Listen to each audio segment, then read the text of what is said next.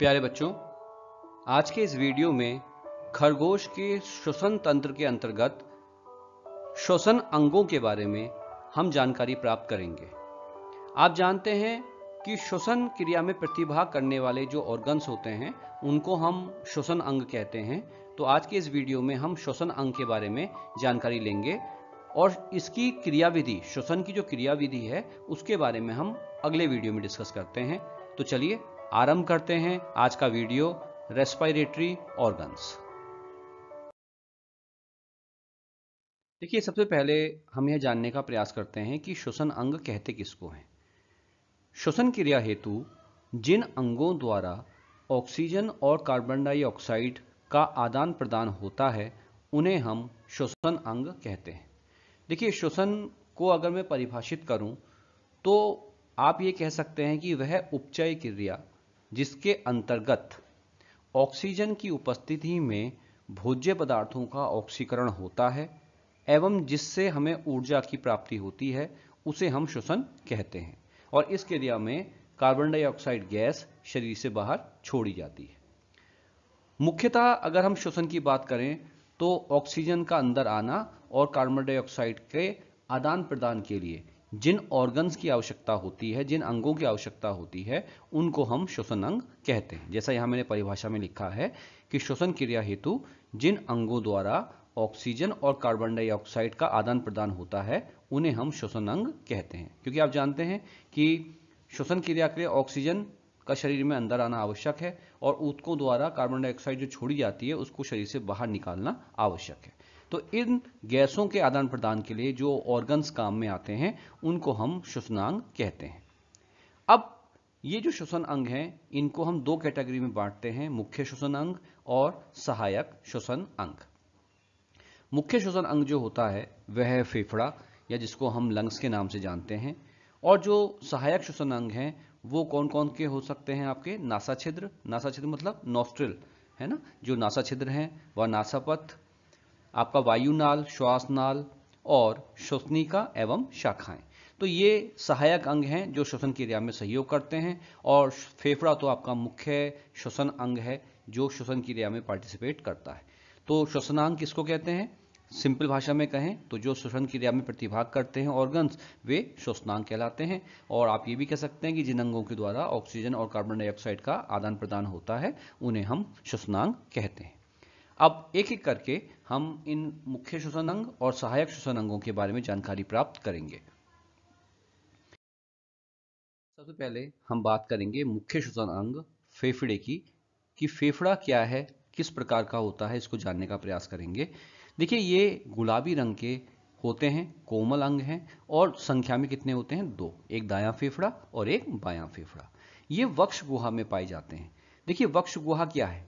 हमारा जो सीना है, जो चेस्ट है, उसमें एक कक्ष रूपी संरचना होती है जिसको हम वक्ष गुहा कहते हैं। आप देखेंगे, ये मान लीजिए ये आपकी सीने की हड्डी है जो हमारे फ्रंट में पाई जाती है। अगर मैं मनुष्य की बात करूं तो फ्रंट में जो हमारी हड्डी होती है इसको हम क्या कहते हैं? स्टर्नम कहते हैं। और पीछे पीठ की साइड एक हड्डी होती है लंबी सी जिसको हम क्या कहते हैं? कशेरुकदंड।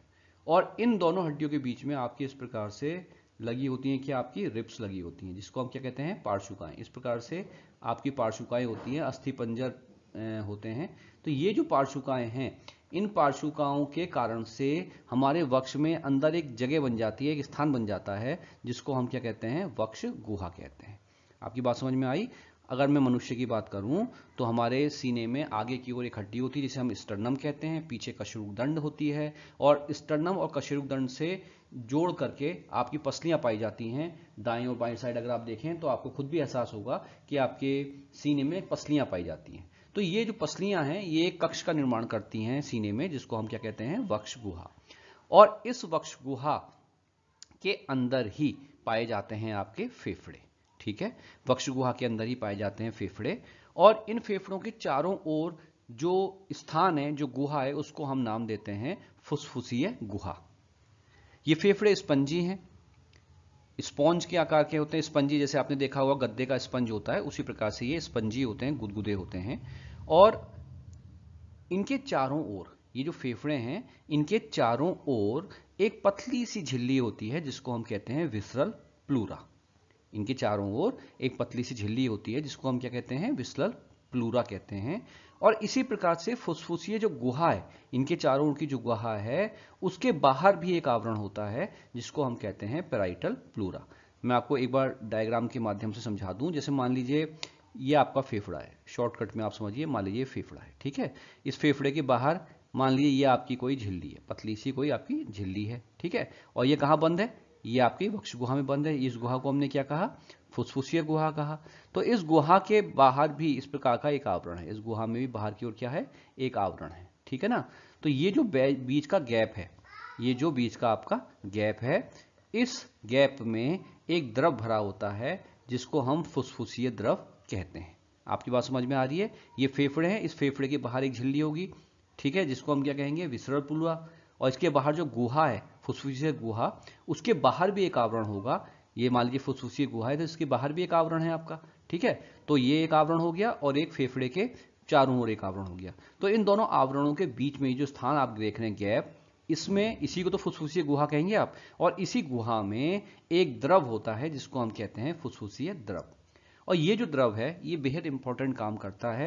ये फेफड़ों को रगड़ से बचाता है और बाहरी आघात से, बाहरी चोट से बचाने का काम करता है। अगर बाहर से कोई चोट लगे, रगड़ लगे, तो ये फेफड़ों को बचाता है। ये फेफड़ा कोमल अंग है, इसलिए इनको, और जैसे हृदय है आपका, इनको बचाने के लिए ये वक्ष गुहा भी काम करती है, क्योंकि ये अस्थि पंजर की बनी है। ये इन कोमल अंगों को सुरक्षा देती है।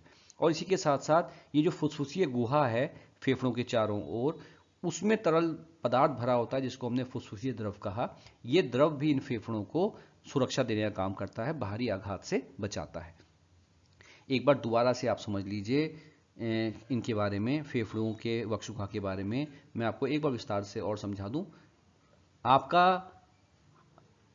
पार्श्विकाओं से बना हुआ आपका क्या हो गया, वक्ष गुहा हो गई, ठीक है। मान लीजिए ये आपकी वक्ष गुहा है, मैं आपको डायग्राम से दिखाऊं। मान लीजिए ये आपकी वक्ष गुहा है, ठीक है, ये आपकी क्या है, वक्ष गुहा है।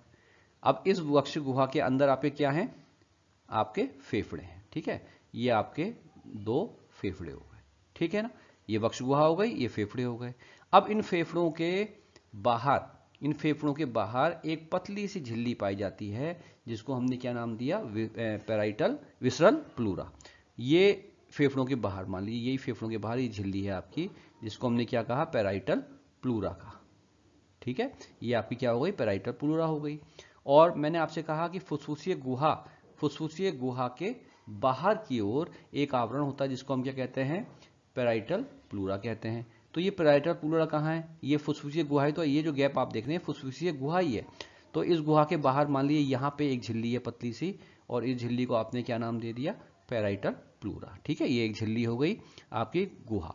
तो ये जो गैप आप बीच में देख रहे हैं, ये गैप क्या कहलाता है, आपका फुसफुसीय गुहा। फेफड़ों के चारों ओर यही तो गैप है, यही तो स्थान है, तो इसको हम क्या कहते हैं, फुसफुसीय गुहा, ठीक है। और ये जो झिल्ली है आपकी हरे रंग से मैंने दिखाई, ये वाली झिल्ली विसरल प्लूरा, और ये झिल्ली क्या है, पैराइटल प्लूरा। इसके बीच में ये जो फुसफुसीय गुहा है, इसमें जो द्रव भरा हुआ होता है, उसी द्रव को हम कहते हैं फुसफुसीय द्रव। और ये द्रव का मैंने आपको काम बता दिया कि ये फेफड़ों को रगड़ से बचाता है, बाहरी आघात से बचाने का काम करता है। अब देखिए फेफड़े के भाग हम देख लेते हैं। सबसे पहले हम बात करते हैं बाएं फेफड़े की। देखिए ये बायां फेफड़ा है और इसमें सामान्यतः दो पालियां आपको दिखाई दे रही हैं, बाईं अग्रपाली और बाईं पश्चपाली। तो बाएं फेफड़े में कितनी पालियां हैं, दो पालियां हैं। और दाएं फेफड़े में अगर आप देखें तो दाएं फेफड़े में आपको चार पालियां दिखाई देंगी। सबसे पहले क्या है, ये वाली पाली दिखाई दे रही है आपको, जिसको हमने क्या कहा, अग्र एजाइगास पाली कहा। फिर क्या कहा, दाईं अग्रपाली। फिर क्या है, दाईं पश्चपाली। और नीचे क्या है, पश्च एजाइगस पाली। तो आप देखेंगे कि जो दायां फेफड़ा है इसमें चार पालियां हैं, अग्र अजाइगस पाली, दाईं अग्रपाली, दाईं पश्चपाली और पश्च एजाइगस पाली। और बायां फेफड़े में आपके दो ही पालियां हैं, ठीक है। तो आपको ये ध्यान रखना है कि जो दायां फेफड़ा है उसमें चार पालियां हैं और बाएं फेफड़े में कितनी पालियां हैं, दो पालियां हैं। अब देखिए ये जो पालियां हैं, जो फेफड़े की जो पालियां हैं, इन पालियों में अनेक छोटे छोटे कक्ष होते हैं। आप देख रहे हैं इस डायग्राम में, अगर आप देखें तो ये मैंने दिखाया। इस प्रकार के देखिए बहुत छोटे छोटे कक्ष इन पालियों में होते हैं। जैसे बाएं फेफड़े में 2 पालियां और दाएं में 4 पालियां हैं, तो हर पाली में छोटे छोटे इस प्रकार के गोल गोल कक्ष होंगे। आप देखिए जैसे ये कक्ष दिखा रखे हैं मैंने यहाँ पे, इस प्रकार के अनेक छोटे छोटे कक्ष होते हैं जिनको हम वायु कोश या कुपिकाएं कहते हैं। तो ये जो फेफड़े की पालियां हैं इनमें अनेक छोटे छोटे कक्ष होते हैं। अगर मैं आपको यहीं पे डायग्राम में दिखाने का प्रयास करूं तो हम ये कह सकते हैं कि जैसे मान लीजिए एक कक्ष ये है, एक कक्ष आपका ये है, एक कक्ष ये है, इस प्रकार से अनेक जो है गोल गोल कक्ष आपके प्रत्येक जितनी भी पालियां हैं पूरे फेफड़े में इस प्रकार के अनेक छोटे छोटे क्या होते हैं, कक्ष होते हैं, गोल गोल कक्ष होते हैं। और इन कक्षों को हम क्या नाम देते हैं? इन कक्षों को हम कहते हैं वायु कोश या कुपिकाएं, वायु कुपिकाएं हम कहते हैं। ठीक है। इन वायु कुपिकाओं के चारों ओर अत्यंत महीन भित्तियों वाली रुधिर केशिकाओं का जाल बिछा रहता है। तो ये जितनी भी कुपिकाएं आप देख रहे हैं, जितनी भी वायु कुपिकाएं आप देख रहे हैं, जो वायुवीय कक्ष देख रहे हैं, जो मैंने अभी आपको छोटे छोटे गोल कक्ष दिखाए, इन सभी कक्षों के चारों ओर, प्रत्येक कक्ष के चारों ओर रुधिर केशिकाओं का जाल बिछा हुआ होता है। आप देखिए इस डायग्राम में, देखिए ये जो कक्ष हैं आपके गोल गोल, इन कक्ष के चारों ओर देखिए आप ये काले रंग से दिखाया है ना, ये रुधिर केशिकाओं क्या है, जाल है। तो फेफड़े के पालियों में क्या पाई जाएंगे, छोटी छोटी वायु कुपिकाएं, और ये जो वायु कुपिकाएं इनके चारों ओर क्या पाए जाएंगे, रुधिर केशिकाओं का जाल बिछा होगा, नेट बिछा होगा। आप देख रहे हैं यहाँ पे भी आप देख सकते हैं इस डायग्राम में, और यहाँ पे भी देख सकते हैं कि ये जो गोल गोल कक्ष हैं, वायु कुपिकाएं हैं, इनके ऊपर देखिए रुधिर केशिकाओं का जाल बिछा हुआ है। और ये क्यों है? क्योंकि ये गैसों के आदान प्रदान के लिए सतह प्रदान करते हैं। होता क्या है, फेफड़ों में जो भी ऑक्सीजन गैस आती है वो इन कुपिकाओं में भर जाती है, इन वायु कुपिकाओं में भर जाती है, और इन वायु कुपिकाओं से इनके चारों ओर जो रुधिर केशिकाओं का जाल है वहां पे उस रुधिर में चली जाती है। वायु कुपिकाओं में ऑक्सीजन आई और यहां से कहां चली गई, इन कुपिकाओं के बाहर जो रुधिर केशिकाओं का जाल है उसमें रुधिर होगा, उस रुधिर को चली जाएगी, और ऐसे रुधिर में जो कार्बन डाइऑक्साइड होगी वो इन कुपिकाओं में आ जाएगी। उसके बारे में हम नेक्स्ट वीडियो में पढ़ेंगे, लेकिन फिलहाल इतना आप समझ लीजिए कि फेफड़े में अनेक गोल वायुवीय कुपिकाएं पाई जाती हैं और उन कुपिकाओं के चारों ओर रुधिर केशिकाओं का जाल पाया जाता है। और ये कुपिकाएं किस काम आती हैं, इसके चारों जो रुधिर केशिकाएं वो किस काम आती हैं, ये गैसों के आदान प्रदान के काम में आती हैं। अब हम बात करते हैं सहायक श्वसन अंगों की, और उसमें सबसे पहले आता है आपका नासा छिद्र एवं नासा पथ।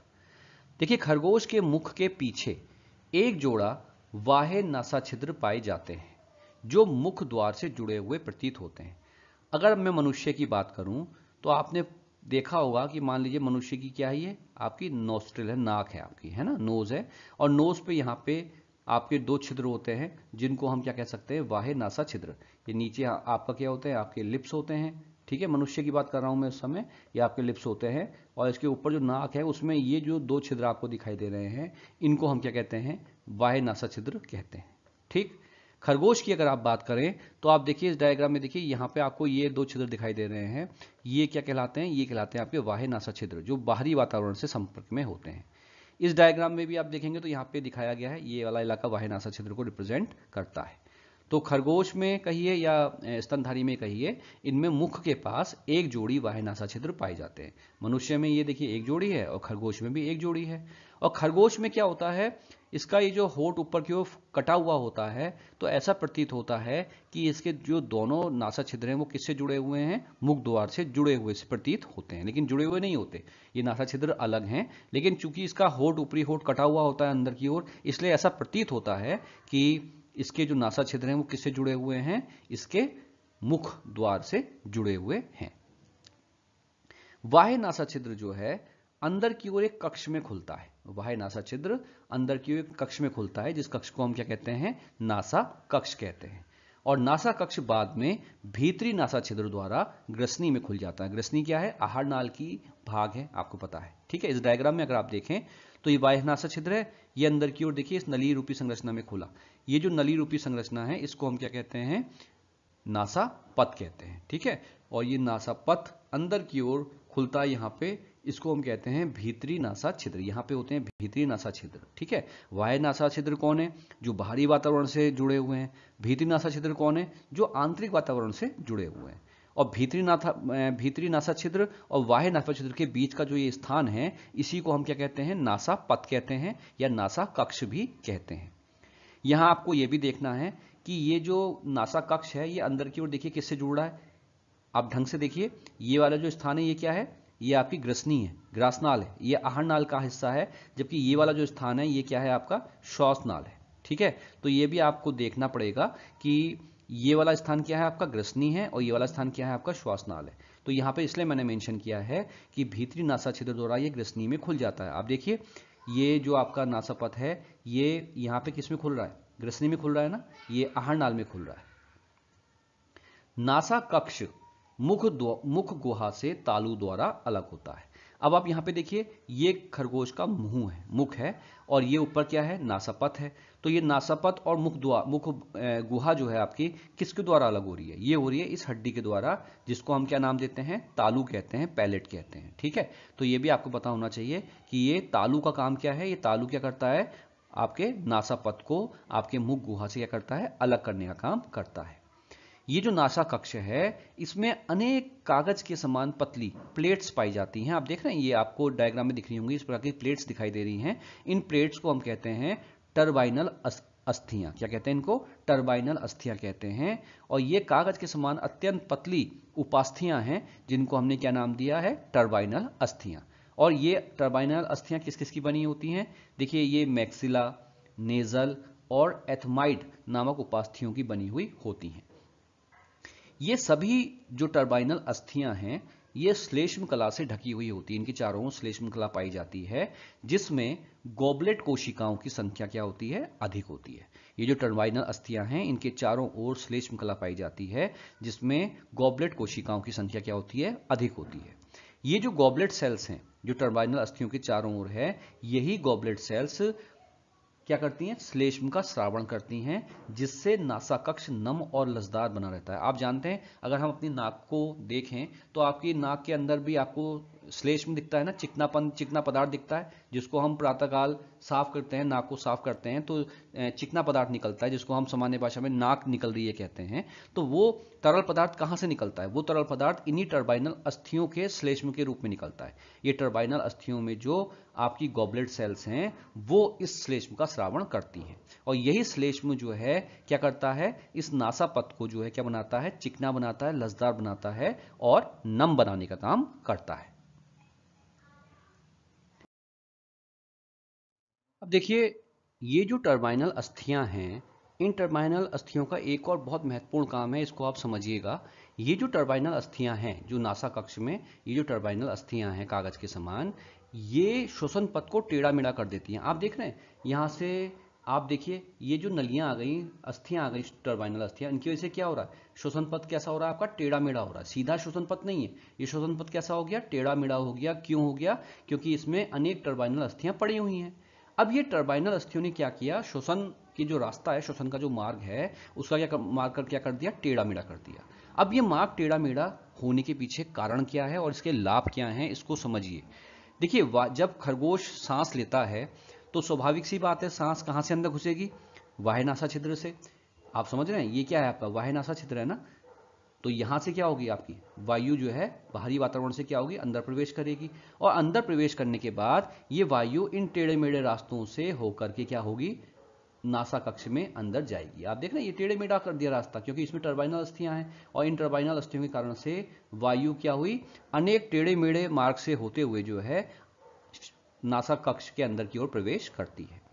अब ये टर्बाइनल अस्थियों ने नासा कक्ष को टेढ़ा मेढ़ा करा, इसके पीछे कारण क्या है, देखिए इसके बहुत इंपॉर्टेंट कारण है, आप समझिएगा।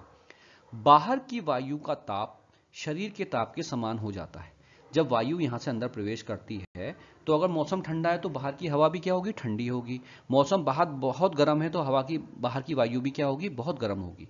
तो ये जो टेढ़ा मेढ़ा रास्ता है, इससे क्या होता है कि जब वायु बाहर से अंदर की ओर प्रवेश करती है, तो जब वो इस टेढ़े मेढ़े रास्ते के माध्यम से शरीर के अंदर जाती है, तो ये टेढ़ा मेढ़ा रास्ता क्या करता है, इस वायु को, जो बाहर से ली गई वायु है, इसका जो तापमान है वो शरीर के तापमान के समान कर देता है। अगर बाहर से वायु ठंडी आई है तो भी वो इस मार्ग से घूमते घूमते क्या हो जाएगी, गर्म हो जाएगी, शरीर के तापमान के बराबर हो जाएगी। और अगर बहुत गर्म है तो भी उसका तापमान जो है इस टर्बाइनल अस्थियों के कारण से, इस टेढ़े मेढ़े मार्ग के कारण से उसका तापमान क्या हो जाएगा, शरीर के तापमान के बराबर हो जाएगा।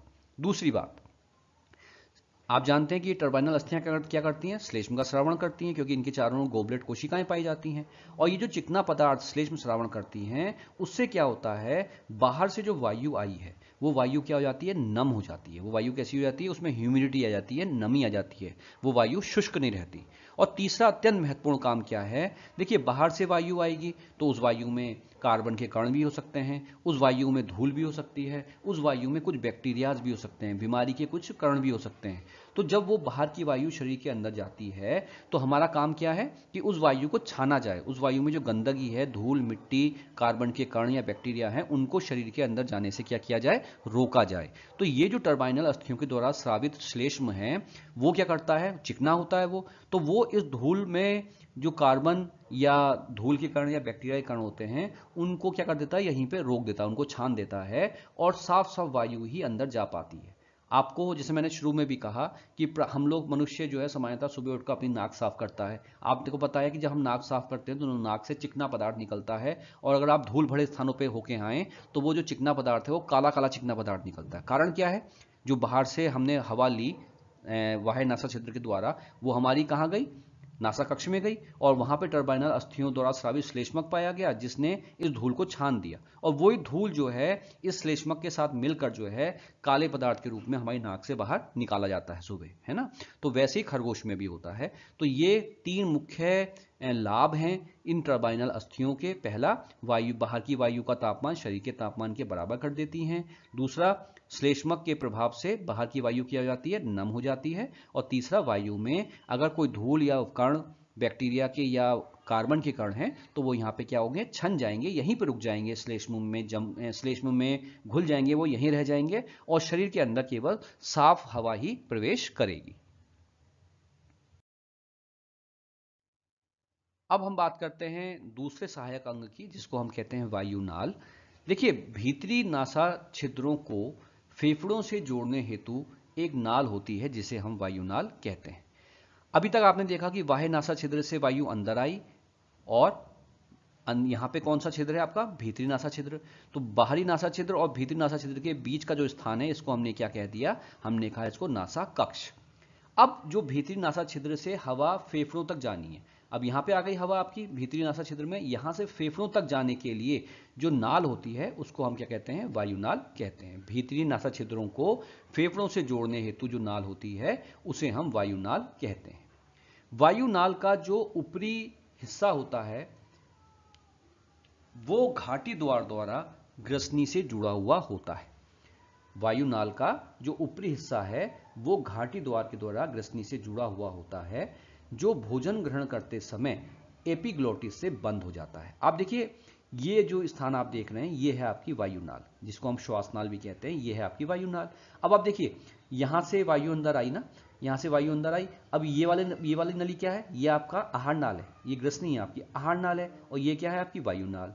वायुनाल के शीर्ष पर आप देखिए ये है घाटी द्वार, और घाटी द्वार वो भाग है जिसके द्वारा ये श्वासनाल किससे जुड़ी है, आपकी आहार नाल से। आप देखिए ये वाला स्थान है ना, ये वाला स्थान, यहाँ पे घाटी द्वार है, एक छिद्र है जिसके द्वारा हमारी जो श्वासनाल है, वायुनाल है, वो किससे जुड़ी है, इस आहार नाल से जुड़ी हुई है।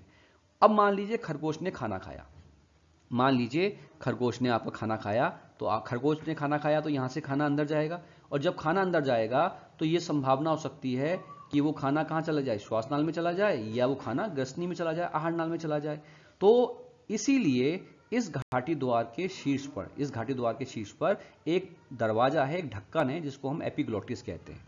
जब खरगोश खाना खा रहा होता है तो ये एपिग्लोटिस का ढक्कन क्या करता है, इस वायुनाल के शीर्ष पर ये जो दरवाजा है, घाटी द्वार है, इसको क्या कर देता है, बंद कर देता है। आप देख रहे हैं ये जो है कपाट है, एपिग्लोटिस क्या है, कपाट है जो श्वासनाल के शीर्ष पे जो छिद्र है घाटी द्वार, उसको बंद कर देता है। सामान्यतः तो ये खुला रहता है, तभी आपने देखा होगा कि अगर आप नाक से सांस लें तो भी वो अंदर जाती है, और अगर आप मुंह से सांस लें तो भी वो आपके फेफड़ों तक पहुंच जाती है। लेकिन अगर आप खाना खा रहे हैं और सांस भी ले रहे हैं, क्योंकि सांस लेना तो आपका 24 घंटे चलने वाली प्रक्रिया है, सांस आपने नाक से ली और आपके श्वासनाल में जाती रहेगी, और जब नाक से ली गई सांस श्वासनाल में आएगी तो क्या होगा, ये एपिग्लोटिस हट जाएगा और घाटी द्वार से ऑक्सीजन या जो भी गैस है वो आपके फेफड़ों में इस नली से जाएगी। अब मान लीजिए आप खाना भी खा रहे हैं और सांस भी ले रहे हैं, तो ऐसी स्थिति में क्या होगा, जैसे ही आपका खाना आपके मुख गुहा से अंदर की ओर जाएगा, ये एपिग्लोटिस क्या कर देता है, इस श्वास नाल को क्या कर देता है, बंद कर देता है, ताकि खाना आपके एपिग्लोटिस में माध्यम से आपके श्वास नाल में ना चला जाए। इसलिए कहा जाता है कि खाना खाते समय बोलना नहीं चाहिए, क्योंकि अगर आप खाना खाते समय बोलेंगे तो हो सकता है कि ये एपिग्लोटिस आपका बोलने के कारण से क्या हो, खुल जाए और खाना आपके आहार नाल में ना जाकर के इस श्वास नाल में चला जाए। इससे व्यक्ति की क्या हो जाएगी, मृत्यु हो जाएगी। तो इसलिए कहा जाता है कि खाना खाते समय बोलना नहीं चाहिए। तो ये क्लियर हो गया कि वायु नाल का जो ऊपरी हिस्सा है उसको क्या कहते हैं हम, घाटी द्वार, और इस घाटी द्वार के द्वारा ये श्वास नाल किससे जुड़ी है, ग्रसनी से जुड़ी है। और इसके टॉप पे एक दरवाजा है जिसको हमने एपिग्लोटिस कहा। खाना खाते समय एपिग्लोटिस क्या करता है, श्वास नाल को बंद कर देता है। वायु नाल का अगला भाग जो है स्वर यंत्र के कारण लैरिंग्स या कंठ कहलाता है। आप देखिए यहाँ पे एक गांठ जैसी संरचना आपको दिखाई दे रही है, ये घाटी द्वार है आपका। इस घाटी द्वार के पास ही आप देखिए यहाँ पे आपको एक गांठ जैसी संरचना दिखाई दे रही है, जिसको हम स्वर यंत्र या लैरिंग्स कहते हैं। ये ध्यान रखिएगा, ठीक है। ये घाटी द्वार है, घाटी द्वार के ऊपर क्या है, ये एपिग्लोटिस है। तो इस घाटी द्वार के पास ही आप देखिए ये गांठ जैसी संरचना है, जिसको हमने क्या कहा, स्वर यंत्र या लैरिंग्स कहा।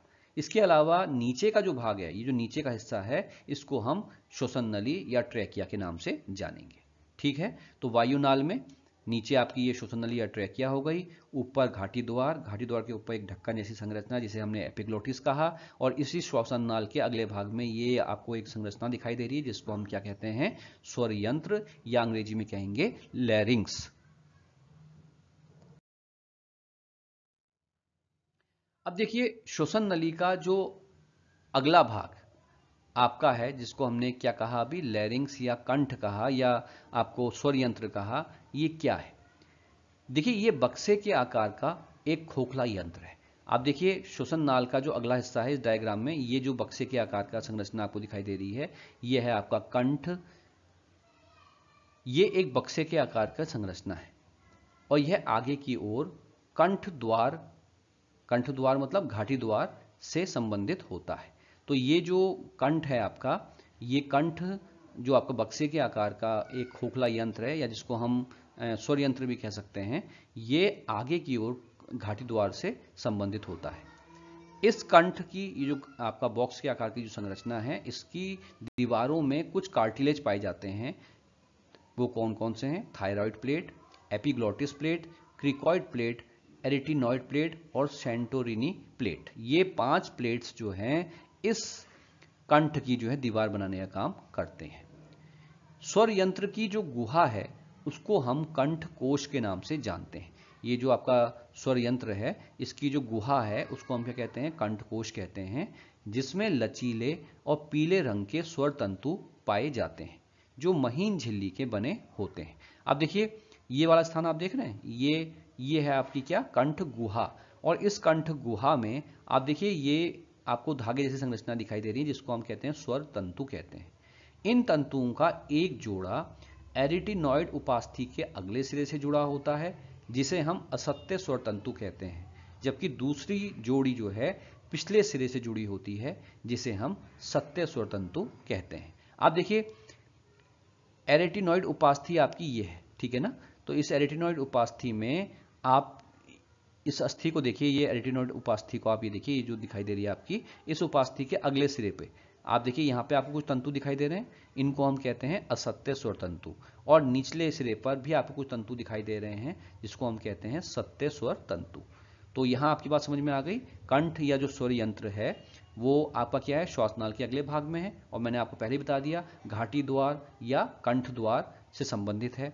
ये कितने, इसकी दीवारें कितने उपास्थियों की बनी हैं आप देख ही रहे हैं, डायग्राम में भी दिख रहा है। थायराइड प्लेट, आपकी एपिग्लोटिस प्लेट, आपकी सेंटोरिनी प्लेट, आपकी एरिटिनॉइड प्लेट और आपकी क्रिकॉइड प्लेट। ये इन 5 उपास्थियों से ये स्वर यंत्र आपका बना हुआ है, ठीक है। और आपकी एरिटिनॉइड जो उपास्थि है, इससे 2 प्रकार के स्वर तंतु आपको जुड़े हुए दिखाई दे रहे हैं, जिनको हम असत्य स्वर तंतु या सत्य स्वर तंतु के नाम से जानते हैं। ये जो दोनों तंतु हैं, इनके बीच कंठ द्वार की दरार होती है। आप देख रहे हैं ये जो दरार आप देख रहे हैं, ये जो दरार है इसको हम क्या कहते हैं, कंठ द्वार। कंठ द्वार या घाटी द्वार से जो हवा निकलती है, कंठ द्वार या घाटी द्वार से जो हवा निकलती है वो सत्य स्वर तंतुओं में कंपन के कारण ध्वनि पैदा करती है। आप देखिए घाटी द्वार, जैसा मैंने आपसे कहा था कि श्वासनाल का अगला सिरा जो है घाटी द्वार या कंठ द्वार कहलाता है, तो वहां से जो हवा निकलती है स्वाभाविक सी बात है कि वो यहां से होकर गुजरेगी, श्वासनाल से होकर गुजरेगी, तो इसी हिस्से से होकर गुजरेगी। तो जब वो वायु यहां से होकर गुजरती है तो वो इन स्वर तंतुओं को, सत्य स्वर तंतुओं को क्या करती है, कंपन पैदा करती है। और जब इन सत्य स्वर तंतुओं में कंपन पैदा होता है तो उससे ध्वनि पैदा होती है। और इस ध्वनि को तेज या बारीक करने के लिए उपास्थि प्लेटों पर लगी पेशियां स्वर तंतुओं को फैलाकर या सिकोड़कर घाटी द्वार को छोटा या बड़ा करती है। कहने का मतलब क्या है, ये तो आपकी बात समझ में आ गई होगी कि ये जो श्वासनाल है, इस श्वासनाल से जब आपकी वायु घाटी द्वार से होते हुए बाहर निकलती है या अंदर आती है तो ये जो आपके सत्य स्वर तंतु हैं इनमें कंपन होता है, जिससे ध्वनि पैदा होती है, आवाज पैदा होती है। दूसरी बात, ये जो आपकी उपास्थियां हैं, इन उपास्थियों पे लगी हुई पेशियां जब फैलती और सिकुड़ती हैं तो उसके कारण से क्या होता है, ये जो कंठ द्वार है, जो घाटी द्वार है, ये क्या होता है, छोटा या बड़ा हो जाता है, जिसकी वजह से ध्वनि जो है आपकी कैसी होती है, या तो घनी हो जाती है या तेज हो जाती है। वो डिपेंड करता है इस बात पे कि ये जो उपास्थियां हैं इनकी पेशियां घाटी द्वार को बड़ा करती हैं या छोटा करती हैं।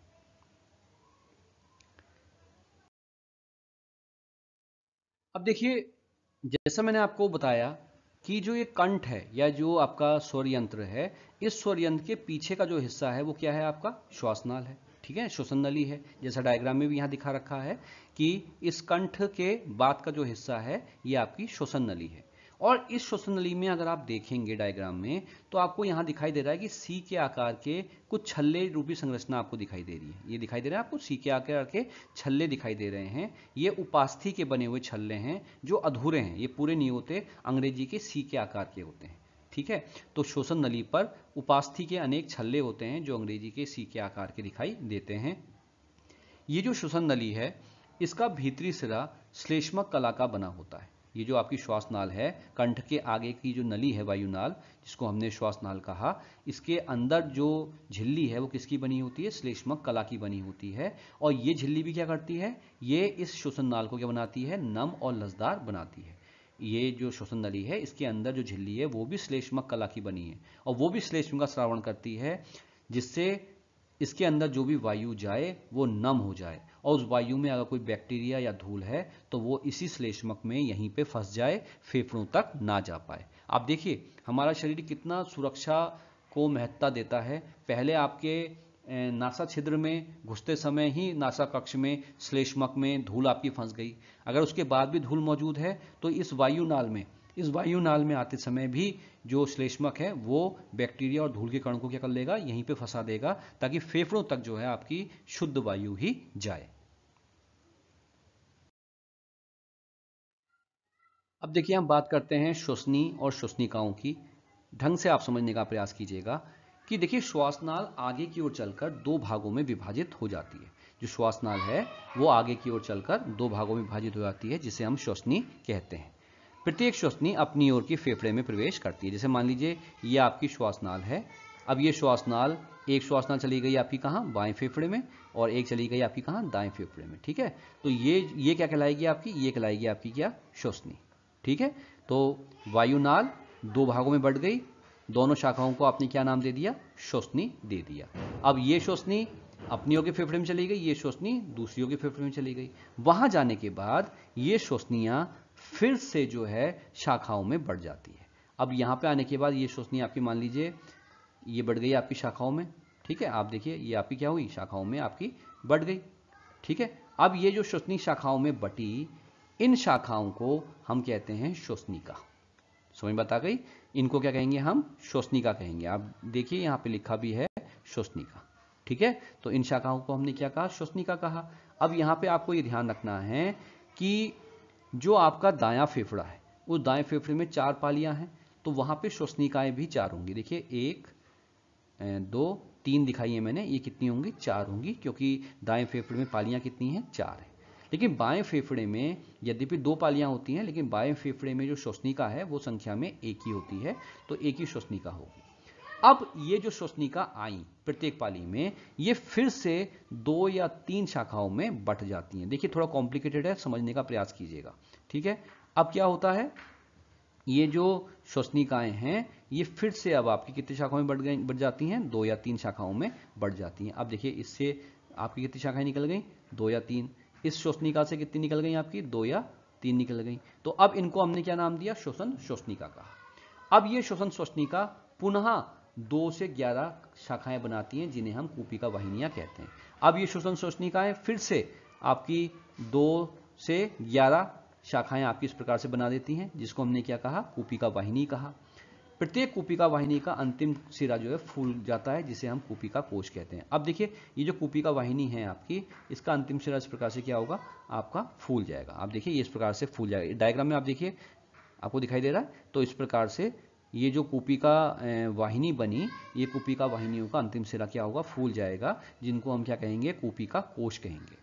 और इस कूपिका कोश पर अनेक छोटे छोटे वायुकोश या कूपिकाएं पाई जाती हैं, जिनके दीवारों पर रुधिर केशिकाओं का जाल होता है। तो आप देखिए थोड़ा कॉम्प्लिकेटेड है। श्वसनी, श्वसनी से क्या बना, श्वसनिका। ठीक है, शुरू से अगर हम कहें तो वायुनाल से श्वसनी बनी, श्वसनी से श्वसनिका, श्वसनिका से श्वसन श्वसनिका, श्वसन श्वसनिका से क्या बनी आपकी, वायु कूपिकाएं, वायु कूपिका वाहिनियां। कूपिका वाहिनियों के शीर्ष फूल करके क्या बनाते हैं, कूपिका कोश। और कूपिका कोश में अनेक छोटे छोटे वायु कोश पाए जाते हैं, और यही वायुवीय कोश हैं जिनके चारों ओर, जिनकी दीवारों पर रुधिर केशिकाओं का जाल होता है। तो आप कंफ्यूज मत कीजिएगा, प्रत्येक भाग को आप समझने का प्रयास कीजिए कि श्वसन नाल जो है जब फेफड़ों में प्रवेश करते समय 2 भागों में बढ़ जाती है, क्योंकि 2 फेफड़े हैं, एक दाएं फेफड़े में जाएगी, 2 बाएं फेफड़े में। तो जब श्वसन नाल 2 भागों में बढ़ जाती है तो उसे हमने क्या नाम दिया, श्वसनी। अब एक श्वसनी यहाँ दिखाई गई है, एक श्वसनी नहीं दिखाई गई है, तो ये एक श्वसनी हो गई। श्वसनी जब फेफड़े के अंदर घुसती है तो वो अनेक शाखाओं में बढ़ जाती है। आप देखिए शाखाओं में बढ़ गई, इसको हमने क्या कहा, श्वसनिका। श्वसनिका फेफड़े के अंदर जाकर अनेक शाखाओं में बढ़ती है, ये देखिए बढ़ गई, इनको हमने क्या कहा, श्वसन श्वसनिका। श्वसन श्वसनिका फिर से 2 से 11 शाखाएं बनाती है, जिसको हम क्या कहते हैं, कूपिका वाहिनियां। ये कूपिका वाहिनियां आपकी, ये जो है आपकी क्या है, कूपिका वाहिनियां हैं। कूपिका वाहिनियों के जो अंतिम सिरे हैं वो क्या है, फूल जाते हैं। आप देखिए कूपिका वाहिनी के अंतिम सिरे क्या हो रहे हैं आपके, ये फूल जा रहे हैं। इनको आपने क्या कहा, कूपिका कोश कहा। हर कूपिका वाहिनी का अंतिम सिरा देखिए फूल गया, इसको आपने क्या कहा, कूपिका कोश कहा। और आप कूपिका कोश पर अनेक छोटे छोटे कक्ष देखिए आपको दिखाई दे रहे हैं, कई छोटे छोटे कक्ष दिखाई दे रहे हैं। इन छोटे छोटे कक्षों को, जैसे यहाँ पे देखिए, यहाँ पे अनेक छोटे छोटे कक्ष आपको दिखाई दे रहे हैं, जिनको हमने क्या कहा, वायु कोश या वायु कूपिकाएं कहा। और इन्हीं के चारों ओर रुधिर केशिकाओं का क्या होता है, जाल आपको दिखाई देता है। वीडियो के माध्यम से मैंने आपको श्वसन अंगों के बारे में आवश्यक जानकारी दी, चित्रों के माध्यम से भी आपको समझाने का प्रयास किया गया है। मैं उम्मीद करता हूं कि आपको इस वीडियो के माध्यम से सहायक श्वसन अंग और मुख्य श्वसन अंग के बारे में आवश्यक जानकारी प्राप्त हुई होगी। अगर आपको ये वीडियो पसंद आया तो इसे लाइक कीजिए, इस चैनल को सब्सक्राइब कीजिए और कमेंट कीजिए। धन्यवाद।